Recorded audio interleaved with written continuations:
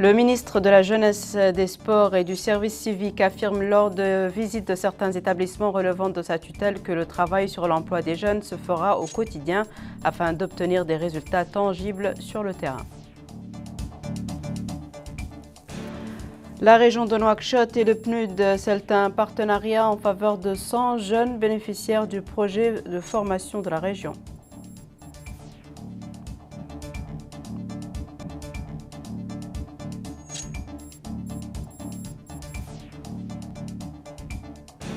Les frappes de l'armée sioniste se poursuivent sur plusieurs endroits de la bande de Gaza et le mouvement Hamas désigne Yahya Sinwar, son président, en remplacement du martyr Ismail Haniyeh.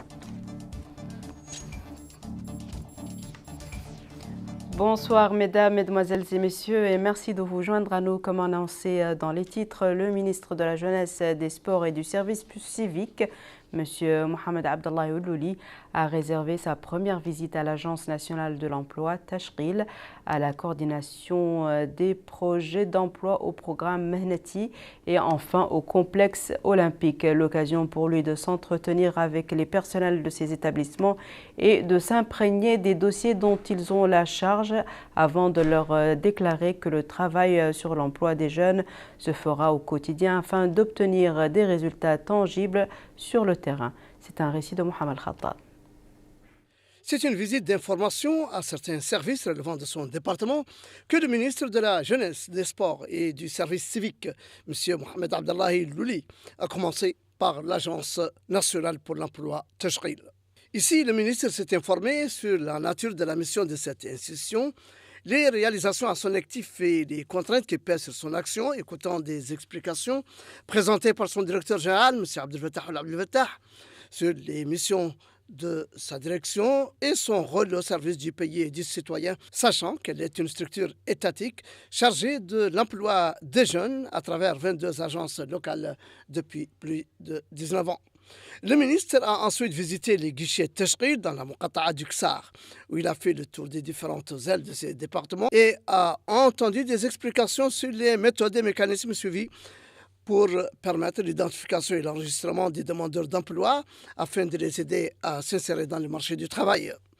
La coordination des projets d'emploi a été la troisième étape de cette tournée du ministre de la Jeunesse, des Sports et du Service civique, M. Mohamed Abdallah Oulouli, qui y a reçu des explications présentées par le coordinateur national, M. Cheikh Oulaye, lequel lui a fait une présentation dans laquelle il a abordé les actions et les domaines d'intervention des projets d'emploi, de la coordination, notamment le soutien des projets générateurs de revenus, le développement des compétences et le financement des petites et moyennes entreprises, ainsi que l'orientation des projets spécifiques des jeunes, conformément à leur niveau d'instruction et leur environnement professionnel.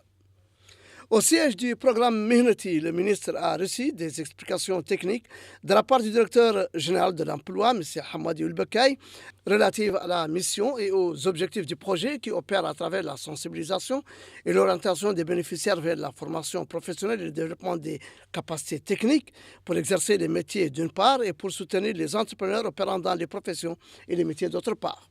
Le complexe olympique était la dernière étape de cette tournée du ministre, y recevant des explications de son directeur général, M. Mohamed Ibrahim Loudeke, le complexe étant constitué d'un stade répondant aux normes internationales qui accueillent les grandes manifestations sportives nationales et internationales et un hôtel.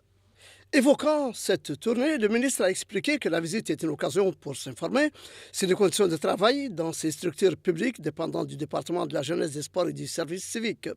Il a souligné que l'emploi des jeunes est le souci quotidien du secteur, conformément à la bonne démarche fixée par le président de la République, M. Mohamed Ould Cheikh Al-Qazouani, à travers son programme électoral appelant à l'autonomisation des jeunes. Il a révélé que le travail sur l'emploi des jeunes se fera au quotidien afin d'obtenir des résultats tangibles sur le terrain. Le ministre a ajouté que l'étape actuelle exige de travailler pour obtenir des résultats tangibles, ce qui oblige à déployer des efforts conséquents et à travailler avec un esprit d'équipe. Le ministre de la Jeunesse, des Sports et du Service civique a, au cours des différentes étapes de sa tournée, appelé à redoubler d'efforts pour relever les défis en matière d'emploi pour atteindre les résultats souhaités et les objectifs tracés. La transparence dans la gestion des ressources en travaillant avec l'esprit d'une seule équipe.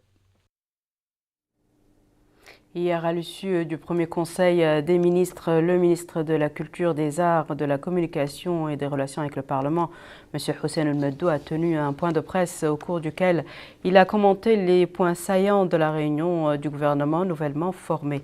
C'est un compte-rendu de Moussa Ndiaye. Cette rencontre face à la presse est la première après l'investiture de son Excellence le Président de la République et la nomination du premier gouvernement du deuxième mandat présidentiel.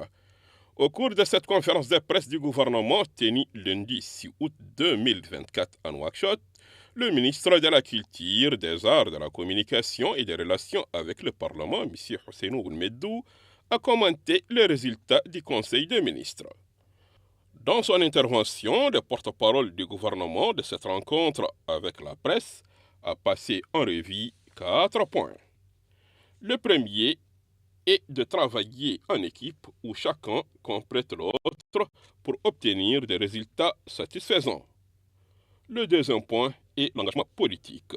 Là, M. le ministre a mis l'accent sur l'importance de défendre les différents projets et programmes du gouvernement en prenant en compte, dit-il, le poste politique qu'occupe un ministre. Le troisième point est les prérogatives et responsabilités. Dans ce cadre, M. Hossein El-Meddou, ministre de la Culture, des Arts, de la Communication et des Relations avec le Parlement, porte-parole du gouvernement au cours de cette rencontre face à la presse, a souligné que chaque ministre est comptable de l'action de son département, tout en précisant l'importance de la bonne gouvernance et la transparence. Le quatrième point est la lutte contre la corruption et la mauvaise gestion des ressources publiques. Pour plus de transparence, a dit M. le ministre, son Excellence le Président de la République a réitéré son engagement à la lutte contre la corruption en invitant les membres du gouvernement à déclarer leur patrimoine auprès des autorités compétentes dans les meilleurs délais. En réponse aux questions des journalistes sur la professionnalisation des médias en Mauritanie, M. le ministre a dit qu'une série de réformes a été adoptée au cours des dernières années, dont une loi sur la professionnalisation des médias. Il a précisé que la nouvelle est bonne en annonçant qu'un décret d'application sera pris bientôt pour que la loi soit applicable pour la carte professionnelle et pour les radios communautaires. Le Conseil régional de Nouakchott et le PNUD ont convenu d'intégrer 100 jeunes bénéficiaires du projet de formation de la région. La présidente de la région de Nouakchott et le représentant résident du programme des Nations Unies pour le développement ont signé ce jour l'accord de partenariat visant à soutenir l'emploi et la formation des jeunes. C'est un récit de Bouakar Baylaba. La formation professionnelle et l'employabilité des jeunes sont au cœur de la stratégie du Conseil régional de Nouakchott. À cela s'ajoute l'appui à l'entrepreneuriat local et la promotion de l'autonomisation des jeunes. D'ailleurs, c'est tout le sens de la signature de ce protocole d'accord avec le programme des Nations Unies pour le développement PNUD pour l'intégration de 100 jeunes bénéficiaires du projet de formation de la région. Avec votre appui, nous allons concrétiser un projet extrêmement important qui s'adresse particulièrement aux jeunes et aux jeunes formés dans le cadre de la formation professionnelle. Nous avons formé au niveau de la région 544 jeunes dans des disciplines porteuses et des disciplines qui sont dans le cadre de l'énergie propre, par exemple. C'est des disciplines qui sont demandées sur le marché du travail, mais qui n'ont pas été suffisamment identifiées dans le cadre des programmes que nous avons vus jusque-là, en tout cas. Il s'est avéré par après que nous avons deux problèmes. Le premier problème, c'est l'engouement des jeunes pour ces formations. Parce qu'à l'heure où nous sommes, nous avons plus de 3000 demandes. 3000 demandes pour être formés. Mais le deuxième problème, c'est que on a eu plus de 500 jeunes sur les bras, on les a formés, mais leur insertion pose problème. C'est là où vous avez voulu, encore une fois, merci, répondre présent. Merci beaucoup. Là, nous sommes confortés parce que nous allons cibler 100 jeunes et nous allons être inspirés aussi pour continuer à insérer le reste de ces jeunes. Ainsi, ce partenariat renforcera les interventions du PNID pour soutenir les communautés locales et atteindre les objectifs de développement durable. Ce qui me motive en particulier dans ce projet, c'est une série de choses. La première, c'est que ce défi, comme je le disais, est extrêmement important. En Mauritanie, selon les derniers chiffres, près de 45% des jeunes ne sont ni dans une situation d'éducation, ni dans une situation d'emploi, ni dans une situation de formation. C'est ça le point de départ. Et le deuxième point important, c'est que près de 55% des jeunes filles se retrouvent dans cette situation, contre 34% pour les hommes. Et je crois que c'est à la lumière de ces éléments statistiques que notre réponse peut être contextualisée pour prendre en charge ce défi dans le cadre de cette initiative. Et je crois qu'il est important de pouvoir accompagner les jeunes parce que les jeunes, c'est le futur de la Mauritanie. Ces jeunes, leur donner les moyens de renforcer leur employabilité, leurs compétences, leur permettra dès aujourd'hui d'être des acteurs du développement de la Mauritanie. Au terme de la cérémonie de signature, la délégation s'est informée des projets de jeunes ayant bénéficié de la formation dans des disciplines professionnelles comme la mécanique, l'énergie propre, électricité domestique, production d'énergie solaire, entre autres. Je vous laisse à présent découvrir les quantités de pluie enregistrées au niveau de certaines wilayas la veille.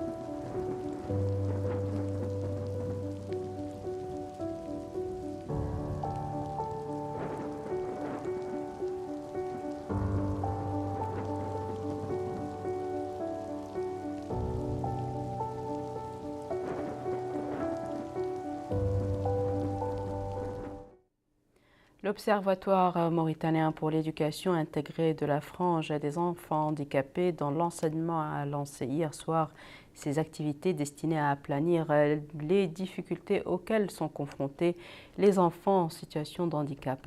Plusieurs organisations non gouvernementales actives dans le domaine de la promotion et de la protection de l'enfant handicapé ont été à cette cérémonie. La présidente de l'Observatoire, Mme Fatima Bachir, a relevé devant l'assistance et les missions du centre matérialisées essentiellement dans l'attention accordée aux enfants handicapés et leur accès à l'enseignement.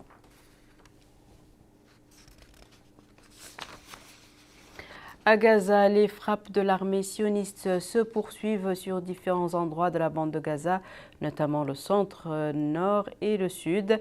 Les habitants qui se sont réfugiés à Beit Hanoun et d'autres zones au nord de Gaza ont de nouveau été sonnés de déguerpir. Par ailleurs, un jeune Palestinien a succombé à une blessure par balle ce mercredi à Jenin, alors que les forces d'occupation ont pris d'assaut des villes et localités en Cisjordanie. Sur le terrain, des combats ont opposé des résistants palestiniens et des forces d'occupation israéliennes au moment de leur assaut sur la ville de Naplouse. De son côté, le mouvement Hamas a annoncé hier que Yahya Sinwar est devenu le chef du mouvement en remplacement d'Ismail Haniyeh, tombé en martyr mercredi dernier en Iran.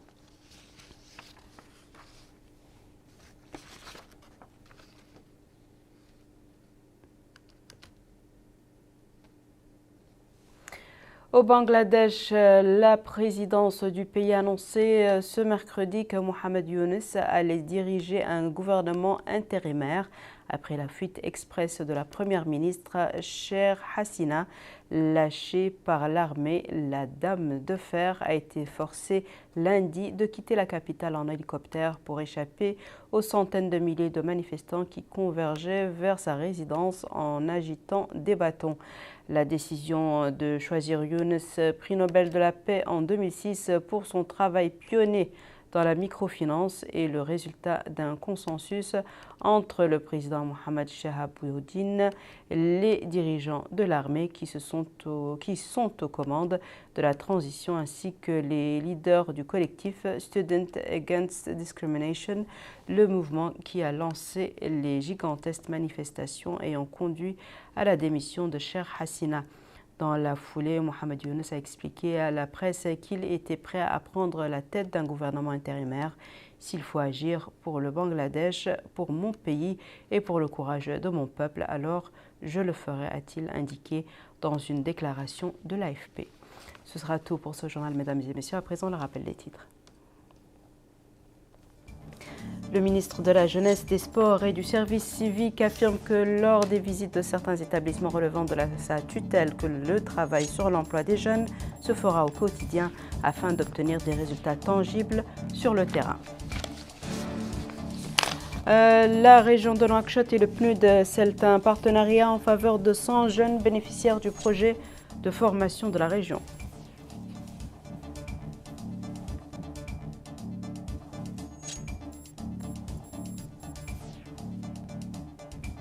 Les frappes de l'armée sioniste se poursuivent sur plusieurs endroits de la bande de Gaza et le mouvement Hamas désigne Yahya Sinwar, son président en remplacement du martyr Ismail Haniyeh.